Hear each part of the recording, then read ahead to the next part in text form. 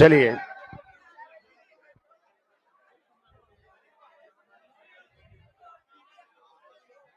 भाई बस करेंगे। हम बातें कर रहे थे सुबह की क्लास में। आवाज कम आ रही है क्या? आवाज आएगी, आप पहले ठीक ठाक बैठे तो सही।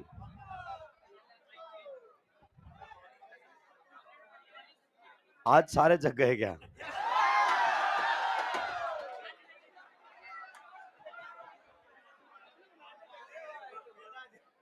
वन टू ही सही है मतलब है।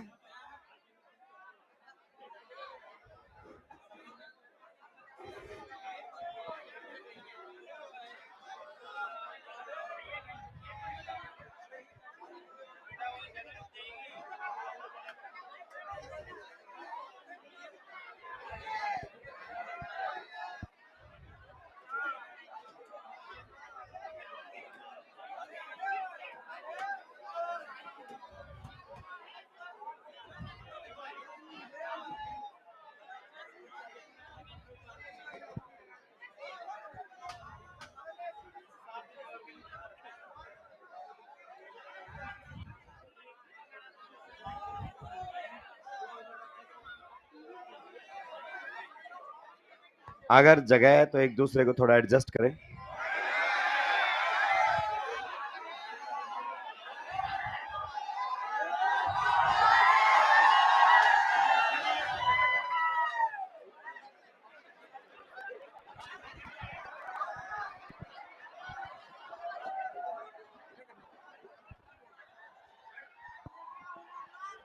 सारे सारे ऑफलाइन के लिए आए हैं।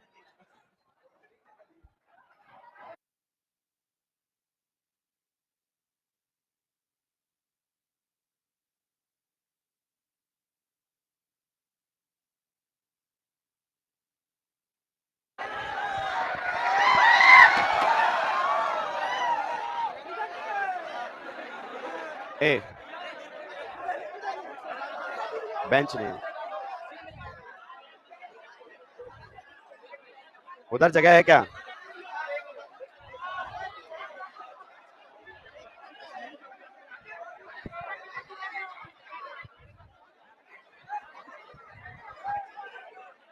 भाई जो नहीं बैठ पाए उनसे रिक्वेस्ट है कि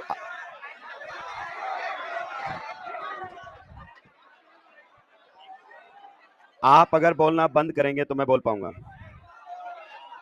नेक्स्ट टाइम से अपन अलग अलग कर देंगे। मुझे इतना उम्मीद नहीं था कि इतनी डेडिकेशन मैंने मैंने मुझे बोलने दीजिए ना। मैंने डाला भी कि ऑनलाइन।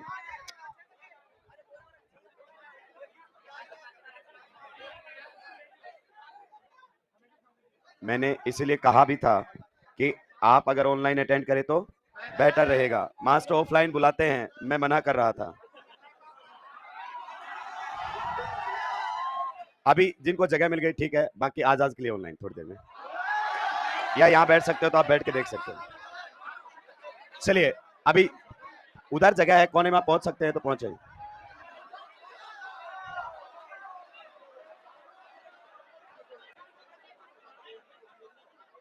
अब शुरू कर सकते हैं, वेस्ट ऑफ टाइम का कोई मतलब नहीं है। चलिए 506 में हम थोड़ा सा पीछे थे तो वहीं से हम शुरू करते हैं। हल्का सा पीछे, बहुत ज्यादा पीछे नहीं है। हमने हीट्रोलाइटिक बॉन्ड क्लीवेज की बातें की थी। किसकी? भाई अब आवाज एकदम प्लीज, पिन ड्रॉप फाइनेंस रखेंगे।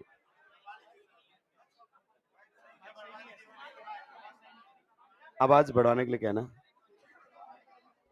हम लास्ट क्लास में हीट्रोलाइटिक बॉन्ड फ्यूजन की बातें कर रहे थे। अब आवाज आ रही है? भाई थोड़ा आप शांत होंगे तो शायद आवाज आएगी, वरना कोई मतलब नहीं होगा, अपने कैंसिल करना पड़ेगा।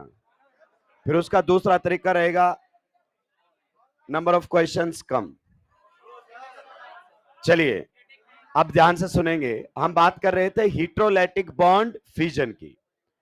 उसमें हमने कार्बोकेटाइन के बारे में देखा था कि जब बॉन्ड टूटा तो किसकी फॉर्मेशन हुई? कार्बोकेटाइन। कुछ केटाइन्स के नाम भी हमने लिखे थे।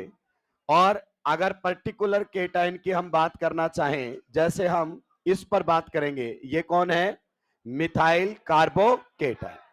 अगर इसमें मैं आपसे स्टेरिक नंबर जानना चाहूं, भाई थोड़ा प्लीज कोऑपरेट करेंगे, स्टेरिक नंबर अगर हम जानने की कोशिश करें तो बताइए कितने सिग्मा बॉन्ड्स हैं? 3 सिग्मा बॉन्ड। कार्बन पर पॉजिटिव चार्ज आने का मतलब कोई लोन पेयर नहीं है। अगर कौन लोन पेयर नहीं है तो ये आ गया समिस का 3 और हाइब्रिडाइजेशन हो जाएगी sp2। क्लियर? आप शांत रहेंगे, मुझे बोलने देंगे ना, अपन कोई नर्सरी के बच्चे नहीं के साथ साथ बोलना पड़े। सुनिए, sp2 कार्बन या किसी भी एटम के वैलेंस सेल में कितने p ऑर्बिटल्स होते हैं? 3। क्लियर? आप जानते हैं px, py, pz। उसमें से 2 p ऑर्बिटल आपके मिक्सिंग में जा चुके हैं। एक p ऑर्बिटल कार्बन ने अभी भी रिटेन किया हुआ है जो कि मिक्सिंग में नहीं गया है। तो अगर हम मिथाइल केटायन को यहां पर समझने की कोशिश करें तो कुछ इस प्रकार से बना सकते हैं। ये हमारे सामने पहला सिग्मा बॉन्ड बना, ये हमारे सामने दूसरा सिग्मा बॉन्ड बना और ये हमारे सामने तीसरा सिग्मा बॉन्ड बना। क्लियर? अब आप जानते हैं sp2 है तो तीनों के तीनों बॉन्ड एक ही प्लेन में बनेंगे। तो ये तीनों के तीनों जो आपके हाइड्रोजन्स हैं they are lying in the same plane. किस में लाई करेंगे? सेम प्लेन के अंदर। इसके पास अभी भी एक p ऑर्बिटल बचा हुआ है और यही p ऑर्बिटल हमारे काम का है। यहां पर आपका p ऑर्बिटल बच गया है जो हाइब्रिडाइजेशन में नहीं गया और इसके ऊपर कैसा चार्ज है? पॉजिटिव। तो जब कभी भी कार्बन पर पॉजिटिव चार्ज आ जाता है उसे हम कहते हैं कार्बोकेटायन। क्या कहते हैं? कार्बोकेटायन। और इस p ऑर्बिटल के बारे में जानेंगे दोस्तों। इस p ऑर्बिटल को एनसीईआरटी कई बार लिखेगा सिंपल p ऑर्बिटल। क्या लिखेगा?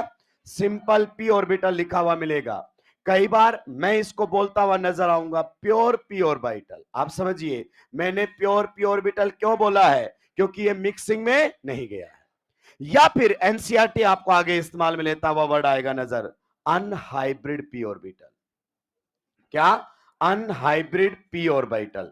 इसका मतलब ये ऑर्बिटल आपका मिक्सिंग में नहीं गया है। ये सारे इसी p ऑर्बिटल की बातें हैं। और जबरदस्त पॉइंट, ये p ऑर्बिटल आगे बहुत इंपॉर्टेंट रोल प्ले करने वाला है। इसी p ऑर्बिटल की वजह से जो ड्रॉपर है वो ध्यान देंगे जो बातों को लिंक करने की कोशिश करेंगे। यही p ऑर्बिटल की वजह से ये केटायन हाइपर कॉन्जुगेशन करेगा। इसी p ऑर्बिटल की वजह से ये केटायन रेजोनेंस में इन्वॉल्व होगा। इसी p ऑर्बिटल की वजह से ये बैक बॉन्डिंग करेगा जब एडजेसेंट पर लोन पेयर रहेंगे, एक्सेप्टर बनेगा। इसी p ऑर्बिटल की वजह से जब ये रिएक्शन में बनेगा तो रेसमाइजेशन होगा, SN1। एग्जांपल कुछ याद आ रहा है? तो ये p ऑर्बिटल हमारे लिए बेहद काम की चीज है कार्बोकेटायन में। और इसकी अगर अपन बात करना चाहें p ऑर्बिटल है कैसे मॉलिक्यूल के अंदर, तो आपका जो प्लेन है उसके perpendicular up and perpendicular down. दो मुझे कैप के साथ एक दो पेन और दे दो। किस प्रकार से ये p ऑर्बिटल है? मान लीजिए अगर अपन बात करें ये हमारे सामने कार्बोकेटायन, राइट नाउ जो केटायन आपके सामने लिखा गया है वैसे लिखा गया है। इस तरीके से अगर अपन बात करें ये हमारे सामने कार्बोकेटायन है ऐसे। ठीक है? अब देखिए इसमें आपको वेज एंड डैश में दिखाई दे रहा है। किसमें? Wedge and dash. तो ये आपके लिए क्या है? वेज। और ये क्या है? ऐसा तो है ही नहीं कि sp2 पर वेज डैश नहीं होते, तो बेवकूफ वाली बात है। क्लियर? ऐसे वेज डैश, ये लाइन नाप से दूर नाप के नजदीक, तो ये सॉलिड पर दिखाई गई है, ये veg dash. And same diagram NCERT ने बनाया है। लेकिन अगर इसी मॉलिक्यूल को मैं वर्टिकल प्लेन में देखना चाहूं, किस में देखना चाहूं, तो अब वेज डैश में दिखाई नहीं देगा। लेकिन अगर मैं हॉरिजॉन्टल प्लेन में देखूंगा तो किस में दिखाई देगा? Wedge and dash. अब जो p ऑर्बिटल है वो कुछ इस प्रकार से है। p ऑर्बिटल की एक लोब इसके परपेंडिकुलर अप, एक लोब परपेंडिकुलर डाउन, ये है जो हमें आगे काफी इस्तेमाल में लेना है। तो याद रखिएगा कि कार्बोकेटायन के पास एक वैकेंट p ऑर्बिटल होता है जो हमें बहुत काम आने वाला है। दूसरी बात करें इसके वैलेंस शेल में, बता सकते हो कितने इलेक्ट्रॉन्स हैं? आप बताइए। एक बॉन्ड का मतलब दो, दो दो चार, दो छह। तो यहां पर आप कह सकते हो 6 electrons in valence shell, 6 electrons in valence shell. आप बताइए 6 इलेक्ट्रॉन्स मतलब ऑक्टेट कंप्लीट या इनकम्प्लीट? तो आप कह सकते हैं यहां पर आपको दिखाई देगा इनकम्प्लीट ऑक्टेट। क्या दिखाई देगा? Incomplete octet. आप बताइए इनकम्प्लीट ऑक्टेट मतलब ये कितना इलेक्ट्रॉन एक्सेप्ट करना चाहेगा? 2 इलेक्ट्रॉन, यानी कि पेयर ऑफ इलेक्ट्रॉन एक्सेप्ट करेगा ये रिएक्शन में। और जो पेयर ऑफ इलेक्ट्रॉन्स एक्सेप्ट करते हैं वो इलेक्ट्रोफाइल्स कहलाते हैं। अभी हम थोड़ी देर बाद इस पर भी डिस्कशन करेंगे। मतलब ये एक इलेक्ट्रोफाइल है, पक्का। अगर अपन बात करें जो पेयर ऑफ इलेक्ट्रॉन्स एक्सेप्ट करते हैं उनको हम कुछ और भी कहते हैं, लुईस एसिड। या आप पढ़ चुके हैं आईओसी के अंदर, तो ये आपका लुईस एसिड रहेगा because it will accept the pair of electrons. Next अगर अपन बात करें, अगर हमसे पूछ ले इसमें कार्बन की हाइब्रिडाइजेशन स्टेट क्या है, तो आप कह सकते हो sp2 कार्बन। हमेशा ही कार्बन sp2 हो इसकी कोई गारंटी नहीं है, लेकिन स्टेटमेंट आती है इन कार्बोकेटाइन कार्बन इज sp2, तो हम उसको सही करार देंगे बिकॉज स्टेटमेंट इन जनरल होती है। जब तक वो स्पेसिफिक नहीं होगा हमें भी स्पेसिफिक नहीं होना है। क्लियर? तो ये कार्बोकेटाइन की हमारे सामने कहानी है। Carbon having positive charge is known as carbocation, वो हम पहले ही बता चुके हैं। तो जल्दी से नोट कर लेंगे। 306 में तो हमारी बातें हो गई थी, 506 में हमने बातें नहीं की थी। जल्दी से नोट डाउन करेंगे। कर लिया है क्या भाई? बातें बिल्कुल भी नहीं होंगे आपके एंड पर, डिस्टरबेंस होगा उसका कोई मतलब नहीं है। आप समझिए हम सिलेबस को टाइम से कर सके उसके एफर्ट्स लगा रहे हैं, और आकर टाइम वेस्ट करेंगे उसका कोई मतलब नहीं निकलेगा। आपको बात करनी, क्लास के बाद मैं रुका रहूंगा, खुल के बात करेंगे। नोट कर लिया है? देखिए क्वेश्चन यहां से पूछे जा सकते हैं क्योंकि 17 क्वेश्चन उसी में आने हैं, तो 10 से 12 क्वेश्चन बिल्कुल हल्के होंगे, वो भी हमें करने पड़ेंगे। सिंपल क्वेश्चन हो वो भी हमें 4 नंबर देकर जाता है, स्किप नहीं कर सकते हम उसको। सुलटा दिया है?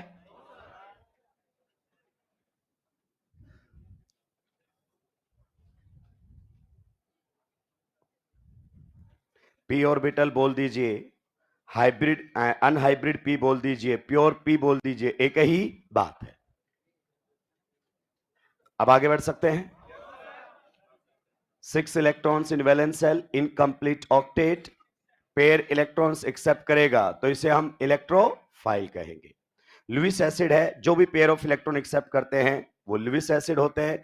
कार्बन की हाइब्रिडाइजेशन sp2 है। इससे ज्यादा जानने की जरूरत नहीं है। इसके स्पिन मैग्नेटिक मोमेंट पर कोई बातें नहीं करेंगे, फालतू की बातें कोई काम नहीं आती।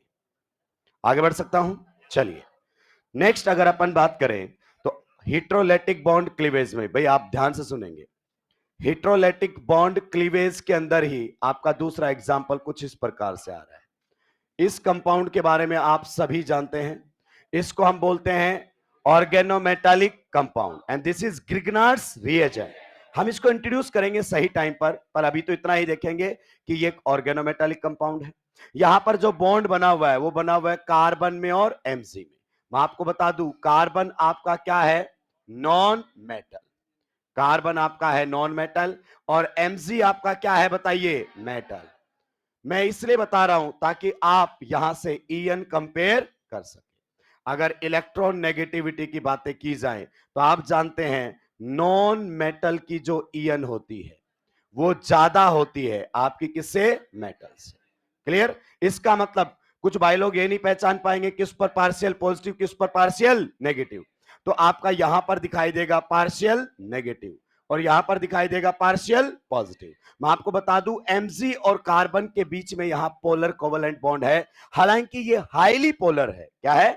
हाईली पोलर है। अगर हमें इस बॉन्ड को तोड़ना पड़े तो आप अच्छे से जानते हैं बॉन्ड को तोड़ना है हिट्रोलेटिकली, तो आप किसको दोनों इलेक्ट्रॉन्स प्रोवाइड करेंगे, जिसकी ईएन ज्यादा है। तो जब ये बॉन्ड टूटेगा तो इसके दोनों इलेक्ट्रॉन्स कार्बन की तरफ जाएंगे।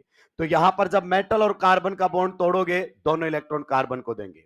आप बताइए इस बॉन्ड फॉर्मेशन में कार्बन ने कितने इलेक्ट्रॉन दिए थे, एक। कितना इलेक्ट्रॉन दिया था, एक। लेकिन मिला कितना, दो। एक तो इसका खुद का वापिस आया है, एक इसके पास एक्स्ट्रा इलेक्ट्रॉन आ गया है, किसका, एमजी का। तो यहां पर आ जाएगा नेगेटिव चार्ज। साथ में अगर अपन बात करें तो हमारे सामने बन जाएगा एमजी पर पॉजिटिव चार्ज, ये रहेगा। कार्बन हैविंग नेगेटिव चार्ज उसे हम क्या कहते हैं, कार्ब एनायन। तो यहां पर आपके सामने कार्ब एनायन की फॉर्मेशन हो जाएगी। मैंने पहले ही कहा था हिट्रोलेटिक बॉन्ड फ्यूजन के अंदर आयंस की फॉर्मेशन होती है। तो यहां पर क्या बनकर आ गया आप लोगों के सामने, कार्ब एनायन। क्लियर? आइए कार्ब एनायन में अगर अपन बात करें, यहां पर मान लीजिए इसके ऊपर नेगेटिव चार्ज है, बताइए इसका नाम क्या रहेगा, मिथाइल कार्ब एनायन आप इसको कह सकते हैं, या सिंपली मिथाइल एनायन भी कह सकते हैं। नेक्स्ट अगर अपन बात करें, मान लीजिए यहां पर नेगेटिव चार्ज है, क्लियर, तो इसको हम क्या कहेंगे, इथाइल, अगर अपन बात करें कार्ब एनायन, या सिंपल एनायन भी हम कह सकते हैं, इथाइल कार्ब एनायन या सिंपल एनायन कह सकते हैं। मान लीजिए हमारे सामने ये कार्ब एनायन बनकर आ गया है, तो इसको हम क्या कहेंगे बताइए, इसको हम कहेंगे आइसोप्रोपाइल। क्या कहेंगे, आइसोप्रोपाइल कार्ब एनायन या सिंपल एनायन भी कह सकते हैं। मान लीजिए अगर हमारे सामने ये एनायन बनकर आ गया है, तो इसे हम क्या कहेंगे, टर्सरी ब्यूटाइल। ये हमारे सामने है टर्सरी ब्यूटाइल ग्रुप, क्योंकि केटाइन में लिखना सिखा चुका हूं, बस अब आपको क्या क्या बताना है, एनायन। तो जहां पर केटाइन लिख रहे थे वहां पर एनायन। मान लीजिए हमारे सामने कभी ये बनकर आ गया है, तो कुछ इस प्रकार की बातें आप कर सकते हैं। यहां पर रहेगा नेगेटिव चार्ज, इसको क्या बोलोगे, सेकेंडरी ब्यूटाइल। ये रहेगा हमारे सामने सेकेंडरी ब्यूटाइल। एक दिक्कत नहीं, बहुत सारी दिक्कतें हैं। सेकेंडरी अगर अपन बात करें ब्यूटाइल कार्ब एनायन, ठीक है। अगर मान लीजिए हमारे सामने कुछ इस प्रकार से आ जाए, दोस्तों आइसो में आप धोखा खा सकते हैं। ये आपका नेगेटिव चार्ज यहां पर है, तो इसे हम बोलेंगे iso butyl carb anion, iso butyl carb anion. Clear. हम नाम इसलिए लिखना सीख रहे हैं क्योंकि आपको क्वेश्चन नाम की फॉर्म में आ सकता है, arrange the following anions in increasing और डिक्रीजिंग ऑर्डर ऑफ स्टेबिलिटी। तो स्टेबिलिटी तो तब कंपेयर करोगे जब स्ट्रक्चर बना पाओगे। हम इनकी डिग्री पर बातें कर सकते हैं क्या, जी हां। देखिए ये मिथाइल को तो हमेशा ही हम मिथाइल बोलेंगे। यहां पर जिस कार्बन पर नेगेटिव चार्ज है वो एक कार्बन से जुड़ा हुआ है, तो ये आपका 1 डिग्री कार्बन आयन है, ऐसे लिख सकते हो 1 डिग्री या फिर प्राइमरी। यहां पर जिस कार्बन पर नेगेटिव चार्ज है वो कितने कार्बन से जुड़ा हुआ है, तो इसको आप कह सकते हो 2 डिग्री कार्बन आयन या सेकेंडरी कार्बन आयन। यहां पर जिस कार्बन पर नेगेटिव चार्ज है वो कितने कार्बन से जुड़ा हुआ है, 3, तो इसके तो नाम क्या ऐसे ही आ गया, आप बोल सकते हो 3 डिग्री कार्ब एनायन। इधर अगर अपन बात करें तो बताइए ये कौन से कार्बन से जुड़ा हुआ है, 2 से, तो ये आपका 2 डिग्री या सेकेंडरी कार्बन आयन है। यहां हमसे मिस्टेक हो सकती है, इन दोनों में हमें कंफ्यूज करेगा डिग्री को लेकर। तो ये आइसो प्रोपाइल में केवल सेकेंडरी होता है, बाकी सारे आइसो प्राइमरी होते हैं। क्लियर। तो ये आपका एक 1 डिग्री कार्बन आयन है, या आप कह सकते हैं प्राइमरी कार्बन आयन। जल्दी से इसको नोट करेंगे, डिग्री वाइज हमने इन पर बातें की हैं। बिल्कुल क्वेश्चंस बन सकता है, अच्छे एग्जाम्स में क्वेश्चंस बनते हैं नाम से।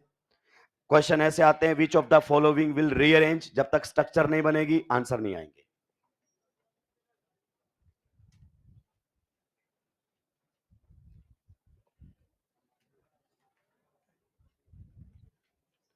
सुलटा दिया है क्या भाई, आपकी तरफ से कोई कन्वर्सेशन नहीं होगा, क्लियर।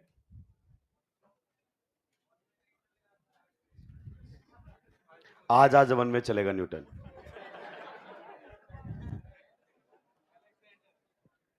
चलिए सुलटा दिया है, मैं रुका हुआ हूं भाई, पूछ रहा हूं।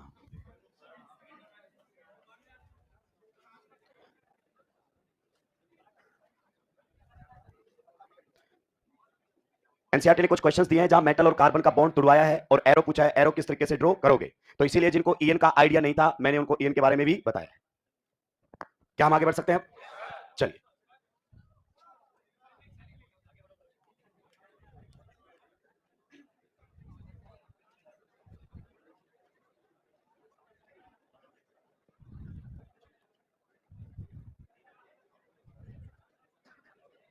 सुलटा दिया है क्या, चलिए देखिए नेक्स्ट। अब हमें कार्बन आयन पर भी थोड़ी सी बातें करनी पड़ेंगी कि इससे रिलेटेड क्या क्या क्वेश्चन हमसे पूछे जा सकते हैं।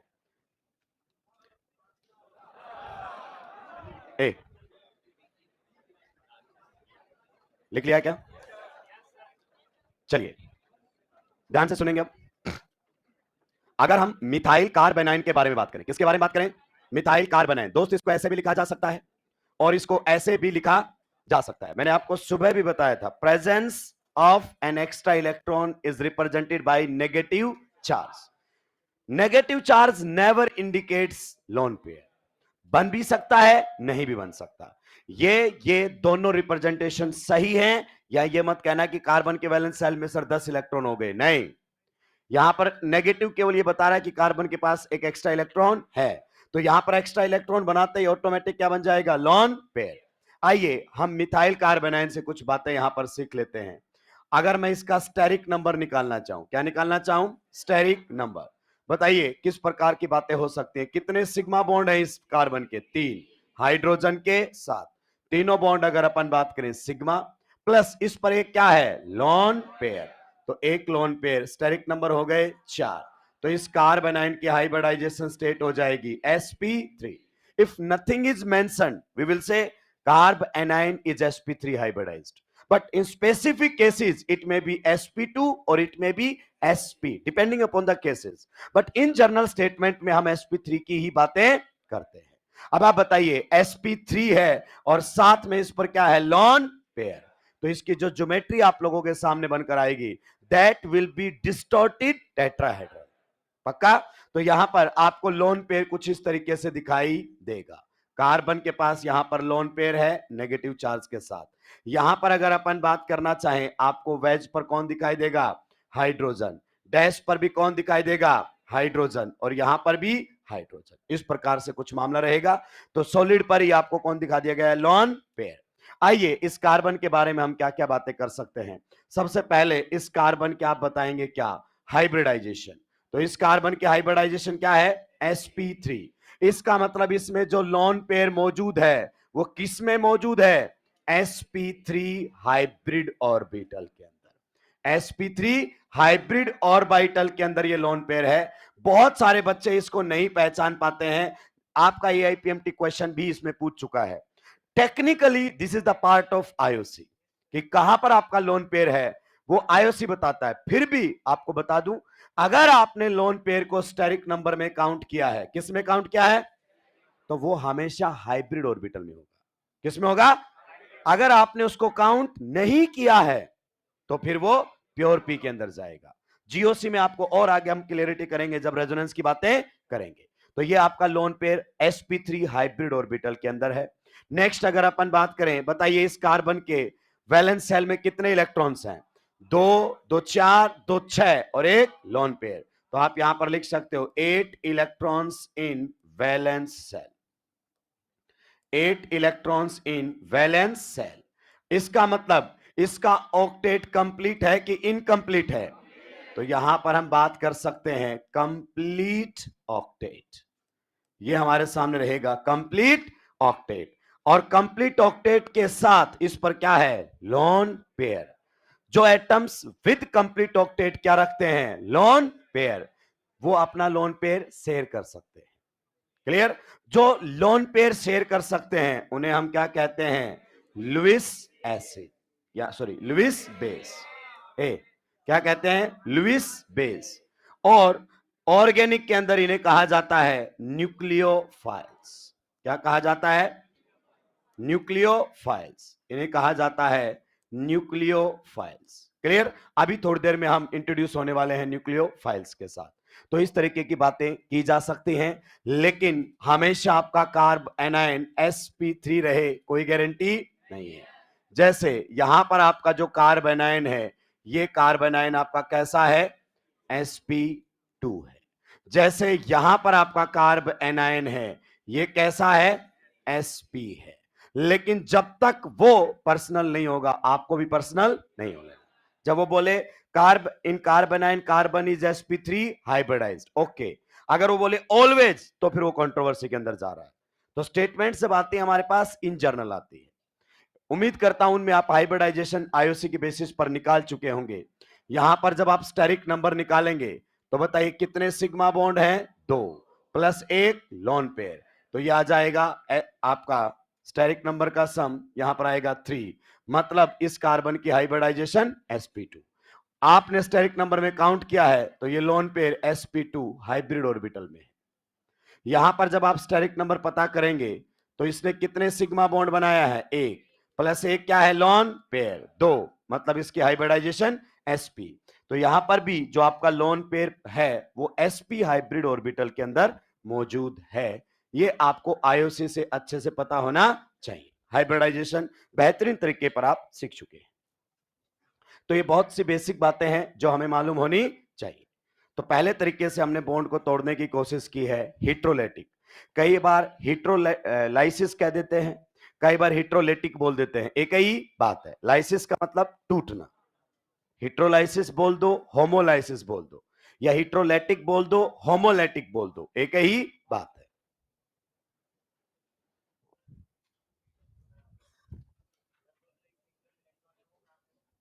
कौन सा सिंगल इलेक्ट्रॉन है?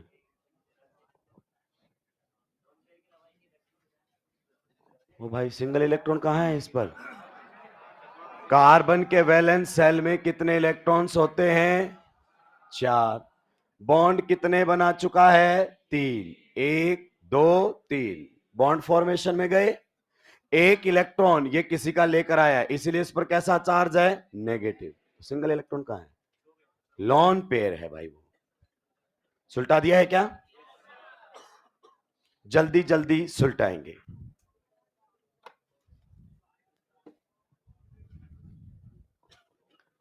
हाइब्रिडाइजेशन को लेकर हमें थोड़ा सा अवेयर रहना है।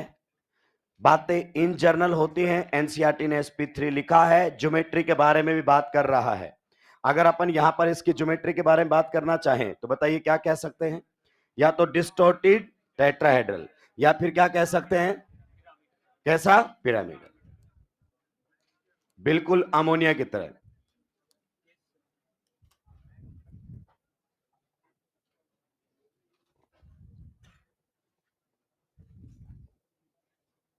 सुलटा दिया है क्या? चलिए,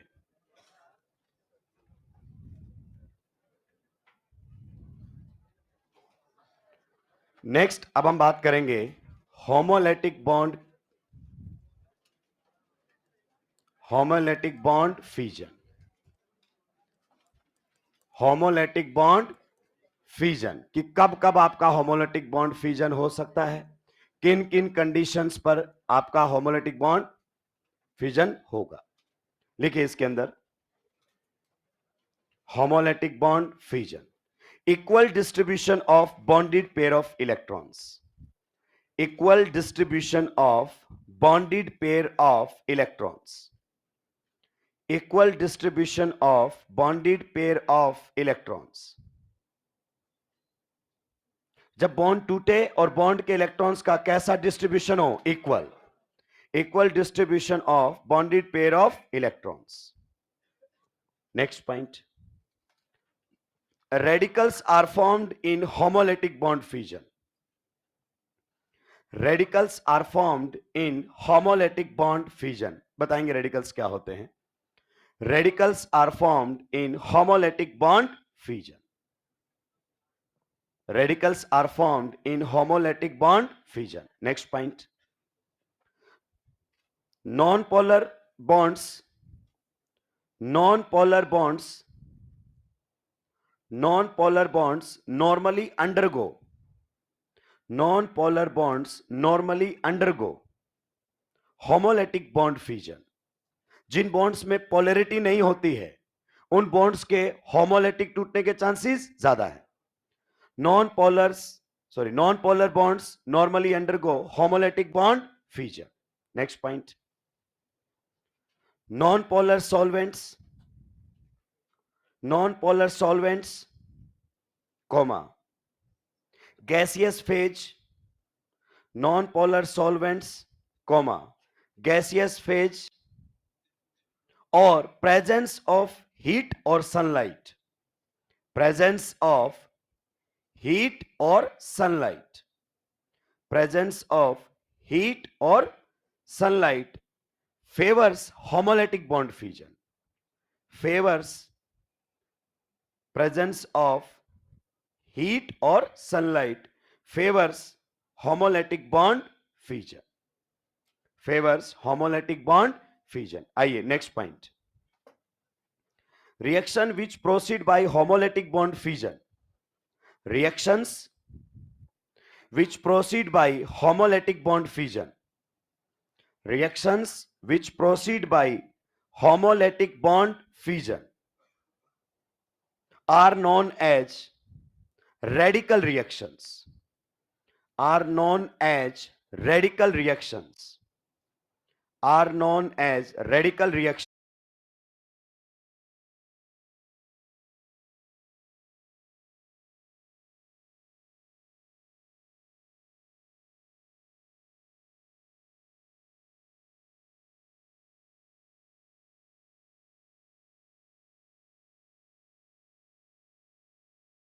Or non-ionic reactions are known as radical reactions or non-ionic reactions.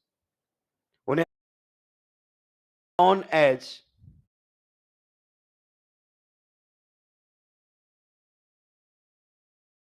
radical reactions are known as radical reactions are known as radical reactions or non-ionic reactions are known as radical reactions और non ionic reactions.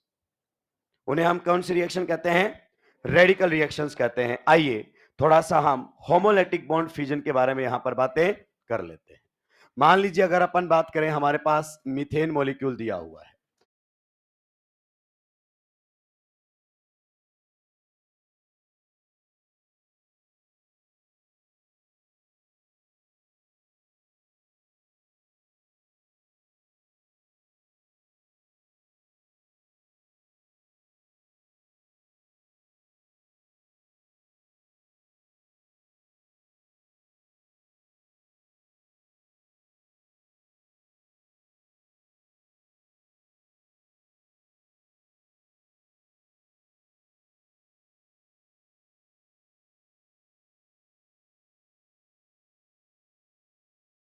आप जानते हैं carbon और hydrogen में ईएन difference कोई खास नहीं है. कार्बन और हाइड्रोजन में ईएन डिफरेंस कोई खास नहीं है. अगर हम इस मॉलिक्यूल को प्रोवाइड कर देते हैं या तो heat, electrophilic substitution, sorry free radical substitution में आपको याद आ रहा होगा, हीट प्रोवाइड कर दें, या फिर अगर अपन बात करें सनलाइट यहां पर हम प्रोवाइड कर दें, तो ये फेवरेबल कंडीशंस हैं होमोलेटिक बॉन्ड फ्यूजन की. वैसे भी यहां पर जिस बॉन्ड की आप बात कर रहे हैं उस बॉन्ड में पोलैरिटी नहीं है, तो इस बॉन्ड के होमोलेटिक टूटने के चांसेस ज्यादा है. मैं आपको वापस से रिकॉल करवा दूं, अगर आप दो इलेक्ट्रॉन्स का मूवमेंट बताना चाहते हैं तो आप इस टाइप के एरो का इस्तेमाल करेंगे. अगर आप सिंगल इलेक्ट्रॉन का मूवमेंट बताना चाहते हैं तो आप इस टाइप के इलेक्ट्रॉन का इस्तेमाल करेंगे. क्या पॉइंट क्लियर हुआ? तो यहां पर अब दोनों में ईएन डिफरेंस नहीं है, किसी प्रकार का कोई पोलैरिटी नहीं है, तो बॉन्ड के होमोलेटिक टूटने के चांसेस ज्यादा है.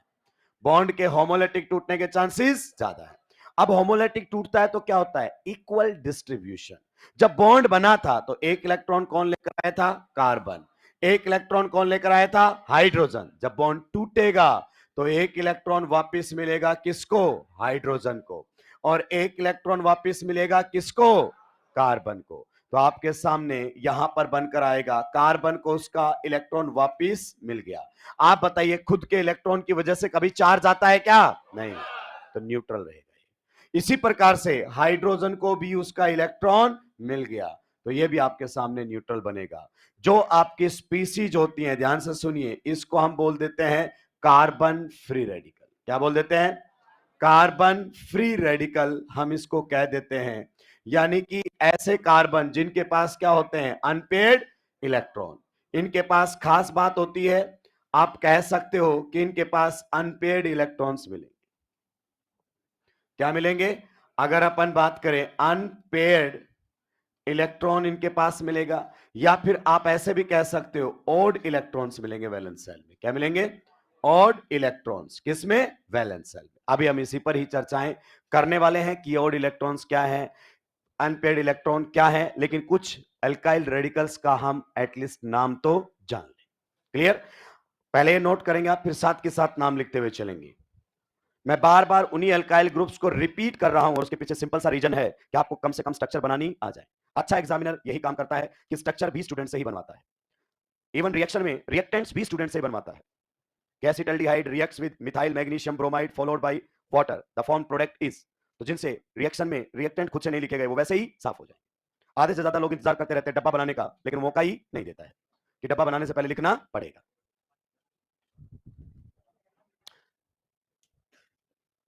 सुलटा दिया है। कार्बन पर जब आपके पास एक अनपेड इलेक्ट्रॉन आ जाता है तो उसे हम कार्बन फ्री रेडिकल का नाम देते हैं, ठीक है। हाँ, हाइड्रोजन तो एटम तो फ्री रेडिकल ही होता है ना। चलिए, अगर मान लीजिए आपके सामने ये दिया गया है तो इसका नाम क्या रहेगा? आप मिथाइल फ्री रेडिकल या सिंपल मिथाइल रेडिकल भी कह सकते हो। मान लीजिए अगर आपके सामने ये रेडिकल आ जाता है तो आप बताइए इसका नाम क्या रहेगा? इथाइल फ्री रेडिकल या फिर सिंपल इथाइल रेडिकल भी कहा जाता है। क्लियर? बताइए इसकी डिग्री क्या रहेगी? आप कह सकते हो 1 डिग्री का रेडिकल है। क्लियर? तो कार्बन फ्री रेडिकल को ऐसे डिनोट करते हैं। अगर कार्बन पर ऐसे अनपेड इलेक्ट्रॉन दिखाया है मतलब फ्री रेडिकल की बात हो रही है, कार्बन पर पॉजिटिव दिखा रहा है मतलब कार्बो केटाइन की बात हो रही है, और कार्बन पर नेगेटिव दिखा रहा है मतलब कार्ब एनाइन की बात हो रही है। क्लियर? चलिए, अगर हमारे पास ये वाला आ जाए तो इसमें आपको बताना है कि ये कौन से डिग्री का एल्काइल रेडिकल है। ये हमारे सामने कौन सा रहेगा बताइए? नाम पहले बताइए क्या है इसका? आइसोप्रोपाइल। यही एक आइसो ग्रुप होता है जो 2 डिग्री में आता है, आइसोप्रोपाइल रेडिकल। अगर हमसे इसकी डिग्री पूछी जाए तो इसकी डिग्री रहेगी, आप बताइए कौन सा? 2 डिग्री का फ्री रेडिकल है। इसी प्रकार से अगर आपके पास टर्सरी ब्यूटाइल आ जाए तो कुछ इस प्रकार से रहेगा। यहां पर है अनपेड इलेक्ट्रॉन तो इसे बोल देंगे टर्सरी ब्यूटाइल,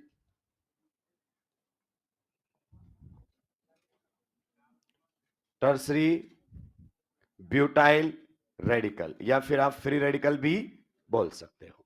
चलिए, फिर से हम चीजों को वापस से सीखेंगे। किसकी मदद से? मिथाइल फ्री रेडिकल की मदद से। जल्दी से जल्दी इसमें स्टेरिक नंबर की हम बातें करेंगे। आप आईओसी पढ़ चुके हैं तो बताएंगे इसमें स्टेरिक नंबर क्या रहने वाला है। अगर हम इसमें स्टेरिक नंबर निकालते हैं तो स्टेरिक नंबर क्या होता है? वापस से बताओ। नंबर ऑफ सिग्मा बॉन्ड्स, पक्का, प्लस नंबर ऑफ, बिल्कुल सही, number of localized lone pairs, number of localized lone pairs, ये हमारे सामने रहता है स्टेरिक नंबर। तो इसमें नंबर ऑफ सिग्मा बॉन्ड बताइए कितने हैं? 3, और लोन पेयर कोई है ही नहीं, तो यहां पर स्टेरिक नंबर आ गया 3, और जब स्टेरिक नंबर 3 होता है तो हाइब्रिडाइजेशन होती है sp2। आपको बताऊं ये स्टेरिक नंबर प्योर एक जुगाड़ है। क्या है? जुगाड़। क्योंकि आपका स्टेरिक नंबर कुछ चीजों को हमेशा एक्सक्लूड कर रहा है। आपने आईओसी ढंग से पढ़ी है तो आप इस बात पर बात कर सकते हो। हाइब्रिडाइजेशन इज रियल और hypothetical concept? Hypothetical concept. Which orbitals can participate in hybridization? Fully filled. Hybridization में फुली फिल्ड पार्टिसिपेट कर सकते हैं। नो सर बोलने वाले दिमाग से पैदा लोगों, खुद लिख रहे हो लॉन पेयर, और लॉन पेयर फुली फिल्ड तो होता है। ये बात आरडी सर को पता चल गई तो उनको मोटिवेशन की जरूरत पड़ेगी। कैसी बात कर रहे हो? नोटबुक में लिखवाया होगा साफ साफ। फुली फील्ड पार्टिसिपेट कर सकता है, हाफ फील्ड पार्टिसिपेट कर सकता है, इवन वैकेंट भी पार्टिसिपेट कर सकता है। लेकिन स्टेरिक नंबर में देखिए, आपने फुली फील्ड का तो डिस्कशन कर दिया है, that is lone pair. Clear? आप जुगाड़ सब निकाल लोगे। हाफ फील्ड का तो कोई डिस्कशन ही, वैकेंट का तो कोई डिस्कशन ही नहीं है। आप सभी जानते हैं, आप बढ़िया लेवल पर आईओसी पढ़ चुके हैं, इसमें कार्बन फ्री रेडिकल की हाइब्रिडाइजेशन sp3, और यहां आपका स्टेरिक नंबर फेल हो जाएगा। लेकिन जब हम बात करते हैं दोस्त, इन जर्नल करते हैं, स्पेसिफिक होकर कभी बातें नहीं करनी है। तो अगर हमसे पूछा जाए कार्बन फ्री रेडिकल का hybridization, we will say sp2 रहेगा। अब आप ऐसे ऐसे एग्जाम्पल मत उठा के लाना, ये नहीं, ऑर्गेनिक में भी बहुत सारे एग्जाम्पल्स हैं, लेकिन हमसे पूछे नहीं जाएंगे। स्टेटमेंट इन जर्नल आपके सामने निकल कर आती है। अगर इसका हाइब्रिडाइजेशन बताइए sp2 है, दोस्तों यहां पर फिर से ध्यान देने की जरूरत है। तो बताइए इसकी ज्योमेट्री किस प्रकार से रहेगी? हाइब्रिडाइजेशन sp2 है और पिरामिडल से बोल रहे हो, सही टाइम पर नहीं चल रहे मतलब अपन। आप जानते हैं क्या रहने वाली है ज्योमेट्री? Trigonal planar. कार्बन के वैलेंस सेल में कितने पी ऑर्बिटल होते हैं? 3। मिक्सिंग में कितने गए हैं? 2। तो जस्ट लाइक कार्बोकेटाइन, इसने भी अपना एक पी ऑर्बिटल बचा लिया है, जो इन तीनों बॉन्ड्स के प्लेन के परपेंडिकुलर अप, परपेंडिकुलर डाउन है। मतलब ये तो ऐसे इस प्लेन में है। आपका जो मिथाइल मॉलिक्यूल है कौन से प्लेन में है? कौन से वाले में? ऐसे है कि ऐसे है? वह जो डैश दिख रहा है मतलब ऐसे हॉरिजॉन्टल में। और आपका पी ऑर्बिटल प्लेन के अप, प्लेन के डाउन, वर्टिकल प्लेन के अंदर रहेगा। क्लियर? तो यहां पर आपका एक अनपेड इलेक्ट्रॉन है। कैसा है? अनपेड इलेक्ट्रॉन है। लेकिन इस पी ऑर्बिटल पर भी आप कमेंट कर सकते हैं, ये आपका कैसा ऑर्बिटल है? P orbital. Simple P orbital कह सकते हो, और क्या कह सकते हो इसको? अनसेड पी ऑर्बिटल भी कह सकते हो। अनसेड पी ऑर्बिटल भी कह सकते हो। अनसेड का मतलब इसको किसी के साथ शेयर नहीं किया गया, इसके साथ शेयर नहीं किया गया। या फिर आप और भी कह सकते हो क्या? Unhybridized, unhybridized p orbital, unhybridized p orbital, ये सब इसी के ही नाम है। ठीक है? ये पी ऑर्बिटल भी हमारे लिए बहुत ही काम का रहेगा। बिल्कुल कार्बोकेटाइन में जो होता था वही काम करेगा। वहां वो पी कैसा था? वैकेंट। यहां पर ये पी कैसा है? Half filled. इसी पी की वजह से, ध्यान से सुन लीजिए, इसी पी की वजह से आपके रेडिकल्स रेजोनेंस में इन्वॉल्व होंगे। इसी पी की वजह से आपके रेडिकल्स हाइपर कॉन्जुकेशन में इन्वॉल्व होंगे। इसी पी की वजह से आपके रेडिकल्स बैक बॉन्डिंग के अंदर भी इन्वॉल्व होंगे, जिसको हम रेजोनेंस कह देते हैं। वो थोड़ा अलग टाइप का रहता है, हम बात करेंगे। और इसी पी की वजह से रेडिकल्स में जब ये बनेंगे तो रेसमाइजेशन का कारण बनेगा। इधर से भी बॉन्ड बना सकता है, इधर से, तो आर और एस दोनों बनाएगा। तो ये रेडिकल में जो पी ऑर्बिटल है बिल्कुल कार्बोकेटाइन के लिए हमारा ये बहुत ही काम की चीज है। आइए इससे संबंधित कुछ बातें हम कर सकते हैं। बताइए, अगर हम बात करना चाहें कार्बन के वैलेंस शेल में कितने इलेक्ट्रॉन्स हैं? 2, 2 4, 2 6 और 1 7। तो आप कह सकते हो 7 electrons in valence shell. 7 electrons in valence shell. Even है कि ऑड है? ऑड है। पक्का? चलिए नेक्स्ट अगर अपन बात करना चाहें, बताइए ऑक्टेट कंप्लीट है कि इनकंप्लीट? तो आप कह सकते हो यहां पर इनकंप्लीट ऑक्टेट। ऑक्टेट इसका इनकंप्लीट है। नेक्स्ट अगर अपन बात करें हाइब्रिडाइजेशन क्या है, तो आप कह सकते हो sp2 हाइब्रिडाइजेशन है कार्बन की। नेक्स्ट अगर अपन बात करना चाहें तो क्या ये आपका एक लुईस एसिड की तरह काम करेगा? नहीं। Lewis acid pair of electron accept करते हैं, पर ये pair accept second period atom के वैलेंस सेल में मैक्सिमम कितने इलेक्ट्रॉन्स आ सकते हैं? 8। अगर आपने बात किया पेयर, तो वो तो ले नहीं पाएगा क्योंकि 7 तो इसके पास ऑलरेडी है। और एक ऑर्बिटल में मैक्सिमम कितने आ सकते हैं? 2। तो एक तो इसके पास ऑलरेडी है, तो ये पेयर एक्सेप्ट नहीं कर सकता। इसका मतलब ये कार्बोकेटाइन की तरह आपका लुईस एसिड नहीं है। ये आपका लुईस एसिड नहीं है। ये एक ऑड इलेक्ट्रॉन स्पीसीज है, जिसकी वजह से इसका नेचर पैरामैग्नेटिक भी निकल कर आ जाता है। तो आप कहना चाहें तो कह सकते हैं, हालांकि आप आईओसी में ऑलरेडी बातें पढ़ चुके हैं कि odd electron species are paramagnetic in nature because they have unpaired electron. तो वो सेम पॉइंट आप लिखना चाहें तो लिख सकते हैं, कोई बड़ी बात नहीं। तो ये हमारे सामने था बॉन्ड क्लीवेज की बातें।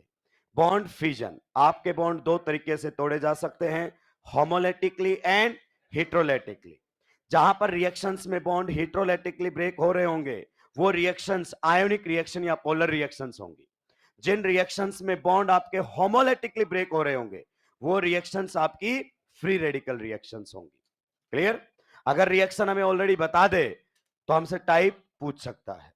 तो जब हम आगे रिएक्शंस पढ़ेंगे तो मैं आपको बताता रहूंगा कि ये आपकी नॉन पोलर रिएक्शन का एग्जांपल है, ये आपकी पोलर रिएक्शन का एग्जांपल।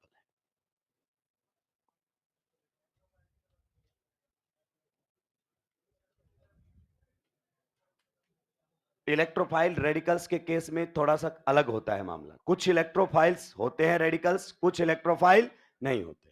अगर कोई ये कह रहा है कि रेडिकल्स इलेक्ट्रोफाइल नहीं होते हैं, वो भी गलत है।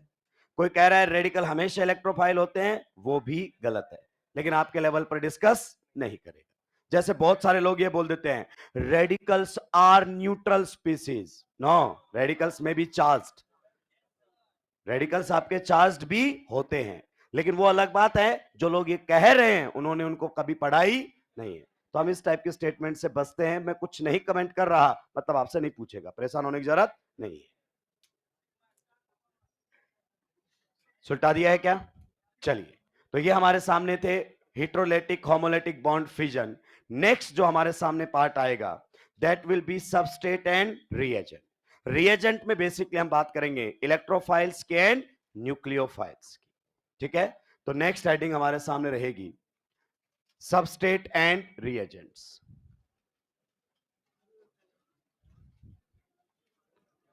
Substrate and reagents, substrate and reagents. ध्यान से सुनिए। बेसिकली आपसे कभी पूछा नहीं जाएगा कि कौन इसमें सबस्ट्रेट है, कौन इसमें रिएजेंट है, पर आजकल चलन ऐसा हो गया है कि 4 एनसीईआरटी की लाइनें उठाओ और बना दो पेपर। क्लियर? हालांकि एनसीईआरटी खुद आगे क्या कह रहा है उनको नहीं देखते हैं। तो जब आप एनसीईआरटी पढ़ेंगे तो उसने बोला है कि नॉर्मली जो रिएक्शन में कार्बन सप्लाई करता है वो आपका सबस्ट्रेट होता है, और दूसरा जो पार्ट उसके साथ रिएक्शन करने के लिए आया है उसे हम रिएजेंट कहते हैं। लेकिन कई बार ऐसा होगा कि दोनों के पास कार्बन होंगे, तो सबस्ट्रेट और रिएजेंट डिसाइड करना थोड़ा मुश्किल हो जाता है, लेकिन वो हम पढ़ते ही नहीं है। तो हमें सबस्ट्रेट में बस इतना सा समझना है कि सबस्ट्रेट आपके रिएक्शन में वो वाला पार्ट है जो नॉर्मली, हमेशा नहीं, हम बात करेंगे नॉर्मली क्या सप्लाई करता है, कार्बन। तो हम यहां पर लिख सकते हैं, यहां पर क्या सप्लाइज कार्बन। रिएक्शन में जो कार्बन के साथ आता है वो आपका पार्ट कौन सा होता है, सबस्ट्रेट। और जो कार्बन के बिना आ रहा होगा वो क्या हो जाएगा, रिएजेंट। जैसे अगर आपकी एक केमिकल रिएक्शन है CH3 CH2Br, साथ में हमने रिएक्शन करवाई है किसके साथ, OH माइनस के साथ। अगर मैं इस रिएक्शन में बता दूं कि यहां पर इसने अटैक किया, ये यहां से हटा, आपको रिएक्शन पर ध्यान नहीं देना है कि रिएक्शन के अंदर क्या हुआ है। आप इस बात पर ध्यान देंगे कि इसमें कौन सबस्ट्रेट है और कौन रिएजेंट है। तो इधर वाले पार्ट को जो कार्बन के साथ आ रहा है इसे हम क्या कहते हैं, सबस्ट्रेट। और जो विदाउट कार्बन आ रहा है नॉर्मली, इस वाले पार्ट को हम क्या कहते हैं, रिएजेंट। क्लियर? तो नॉर्मली हम इसकी बातें करते हैं कि जो कार्बन सप्लाई करता है रिएक्शन में that part is known as substrate, जो नहीं सप्लाई करता that part is known as reagent. But बहुत सारी ऐसी रिएक्शंस आएंगी जहां पर आपके दोनों रिएक्टेंट्स, ये भी आपका क्या है, एक रिएक्टेंट, ये भी क्या है आपका रिएक्टेंट। जैसे ये एक रिएक्टेंट है, दूसरा रिएक्टेंट है। तो जो रिएक्टेंट रिएक्शन में कार्बन सप्लाई कर रहा होता है उसे हम नॉर्मली सबस्ट्रेट का नाम देते हैं, जो नहीं कर रहा होता उसे रिएजेंट। लेकिन आपको कई बार ऐसा देखने को मिलेगा कि दोनों ही कार्बन के साथ आ जाते हैं। आप ड्रॉ पर हैं तो इस बात को समझेंगे, एल्डिहाइड्स एंड कीटोन्स की रिएक्शन विद ग्रिग्नार्ड्स रिएजेंट। ये देखो, इस बार आपके दोनों के दोनों जो रिएक्टेंट हैं वो कार्बन के साथ आए। ये भी बॉन्ड फॉर्मेशन में कार्बन सप्लाई करेगा, ये भी कार्बन सप्लाई करेगा। तो कहता है ऐसी कंडीशन में सबस्ट्रेट और रिएजेंट को डिसाइड कर पाना थोड़ा सा मुश्किल है। अब एनसीईआरटी बहुत आसानी से निकलेगा कि ऐसी कंडीशन में जिस पर आपका ध्यान ज्यादा हो वो सबस्ट्रेट होता है। अब ये कैसे पता चलेगा ध्यान ज्यादा किस पर रखना है, ये तो मास्टर ही जानता है कि किस पर ध्यान ज्यादा रखना है। तो टेक्निकली वो कह रहा है इतना सीरियस होने की जरूरत नहीं है। ये बिल्कुल वैसा ही है जैसा सॉल्यूशन चैप्टर में आप सॉल्यूट और सॉल्वेंट की बात करते हो। किसकी बात करते हो, सॉल्यूट एंड सॉल्वेंट की। नॉर्मली हम कह देते हैं जो एक्सेस में हो वो सॉल्वेंट होता है, लेकिन ये सही बात। फिर हम बोल देते हैं जिसमें कोई डिसॉल्व हो रहा हो वो क्या होता है, सॉल्वेंट। ये भी हमेशा सही। तो इस टाइप की बातें आपसे कोई पूछता ही नहीं है, हम फालतू में उलझे रहते हैं। वो कहता है कि मैं नहीं करूंगा ऐसी बातें। तो सबस्ट्रेट नॉर्मली हम उसे कहते हैं वो रिएक्टेंट जो रिएक्शन में क्या सप्लाई करता है, कार्बन। क्लियर? रिएजेंट जो नॉर्मली कार्बन सप्लाई नहीं करता। हमें इस पर बहुत ज्यादा टेंशन लेने की जरूरत नहीं है, तो हम नीचे वाले एग्जाम्पल को डिस्कस भी नहीं करेंगे। हाँ, आपका जो रिएजेंट पार्ट होता है इसको हम दो कैटेगरी में डिवाइड करते हैं। जो आपके रिएजेंट्स होते हैं वो दो टाइप के होते हैं। कुछ रिएजेंट्स आपके इलेक्ट्रोफाइल होते हैं, कुछ रिएजेंट्स आपके क्या होते हैं, इलेक्ट्रोफाइल, और कुछ रिएजेंट्स आपके न्यूक्लियोफाइल होते हैं। कुछ रिएजेंट्स आपके इलेक्ट्रोफाइल होते हैं और कुछ रिएजेंट्स आपके न्यूक्लियोफाइल होते हैं। हमें अब न्यूक्लियोफाइल्स और इलेक्ट्रोफाइल्स पर डिस्कशन करना है, हमें इन वर्ड्स को समझना है ढंग से। इलेक्ट्रोफाइल सारे के सारे आज आपको याद नहीं होने वाले हैं, क्योंकि बहुत सारे लोगों को नहीं पता चलेगा कब ऑर्बिटल वैकेंट है कब नहीं, और जब तक हमें ये क्लैरिटी नहीं होगी तो इलेक्ट्रोफाइल्स को समझना थोड़ा आसान नहीं होगा। लेकिन जैसे जैसे हम रिएक्शन की तरफ बढ़ेंगे ना, तो ऑर्गेनिक में पूछे जाने वाले इलेक्ट्रोफाइल सब के सब एटलीस्ट हम एक बार एनकाउंटर जरूर करेंगे रिएक्शन के अंदर, और वहां पर हमें क्लैरिटी आएगी कि हाँ ये इलेक्ट्रॉन एक्सेप्ट कर रहा है। तो रिएजेंट्स को हम दो कैटेगरी के अंदर डिवाइड कर सकते हैं, one is electrophile and second is nucleophile. ठीक है, मतलब इस टाइप के टॉपिक पर अब हमें बात करनी है। इलेक्ट्रोफाइल को थोड़ा सा हमें ठीक से समझना पड़ेगा। देखिए, जो हम स्कूल में डेफिनेशन पढ़ते हैं वो आपके यहां पर काम नहीं आएगी। आप कह सकते हैं कि इलेक्ट्रोफाइल दो वर्ड से बना है, इलेक्ट्रो प्लस फाइल। इलेक्ट्रो मतलब इलेक्ट्रॉन्स, फाइल मतलब लविंग। खत्म हो गया है, आप ही पढ़ा लो भाई। ये कहने के लिए बहुत अच्छा है, लेकिन इससे हमें चमकता कुछ भी, क्योंकि आपको नहीं पता चलेगा कौन इलेक्ट्रोफाइल मतलब इलेक्ट्रॉन लविंग है और कौन इलेक्ट्रॉन लविंग नहीं है। तो ये बोर्ड लेवल पर समझाना है। बोर्ड में क्वेश्चन आ गया, what is electrophile, explain with two example. तो अब आपको जो याद है वही लिख के आ जाओ, गलत तो कर नहीं सकता है, लेकिन यहां पर हमें पहचानने हैं, और पहचानने में ये डेफिनेशन आपके काम नहीं आएगी। तो इलेक्ट्रोफाइल्स के सामने लिखेंगे आप, any species, any species, any species which accept electrons, any species which accept electrons in a chemical reaction, any species which accept electrons in a chemical reaction। कोई भी ऐसी स्पीसीज जो आपके इलेक्ट्रॉन्स क्या करता है, एक्सेप्ट करता है रिएक्शन में, वो क्या कहलाएगा, इलेक्ट्रोफाइल। अब ध्यान से सुनिए, वो बस इलेक्ट्रॉन्स एक्सेप्ट करे, कहां एक्सेप्ट कर रहा है मुझे उससे कोई फर्क, हो सकता है वो इलेक्ट्रॉन्स वैकेंट पी में एक्सेप्ट कर रहा हो सकता है वो इलेक्ट्रॉन्स वैकेंट डी में एक्सेप्ट कर रहा हो सकता है वो इलेक्ट्रॉन्स वैकेंट एस में एक्सेप्ट कर रहा और हो सकता है सिग्मा स्टार में इलेक्ट्रॉन एक्सेप्ट कर रहा और हो सकता है पाई स्टार में एक्सेप्ट कर रहा हमें उससे कोई मतलब नहीं है। कोई भी ऐसी स्पीसीज जो during the chemical reaction electrons को एक्सेप्ट करेगा वो इलेक्ट्रोफाइल कहलाएगा। ध्यान से सुन लीजिए। दूसरी बात, जैसे ही हम इलेक्ट्रोफाइल पढ़ते हैं ना, तो अपने दिमाग में ऐसी बात आती है कि इलेक्ट्रॉन एक्सेप्ट करेगा मतलब ऑक्टेट इनकंप्लीट होना। ये इलेक्ट्रोफाइल की कोई कंडीशन नहीं है दोस्त। हां, अगर ऑक्टेट इनकंप्लीट है तो इलेक्ट्रोफाइल हो सकता, मना नहीं कर रहे, लेकिन इलेक्ट्रोफाइल होने के लिए उसका ऑक्टेट इनकंप्लीट हो ही हो ये कोई जरूरी नहीं है। इसका मतलब हमने इलेक्ट्रोफाइल को कभी समझा ही नहीं है। चलिए हम यहां पर बात करते हैं कि किस तरीके से हम इलेक्ट्रोफाइल्स को पहचानेंगे। कुछ बेसिक पॉइंट्स मैं यहां पर आपके सामने डिस्कस करूंगा। मान लीजिए अगर अपन बात करें, हमारे सामने एक मॉलिक्यूल दिया हुआ है CH3CH2Br। मैं आपको बता दूं ये एक इलेक्ट्रोफाइल है। This molecule is going to act as an electrophile, मतलब ये रिएक्शन में इलेक्ट्रॉन्स एक्सेप्ट करने वाला है। अब ये तो मान लेते हैं, फिर पूछे कौन एक्सेप्ट करेगा, ब्रोमीन। उसके पास वैकेंट ऑर्बिटल है, नहीं, bromine is not going to accept the electron. ध्यान से सुनिएगा, इसमें जो आपका इलेक्ट्रॉन एक्सेप्ट करेगा वो रहेगा कार्बन।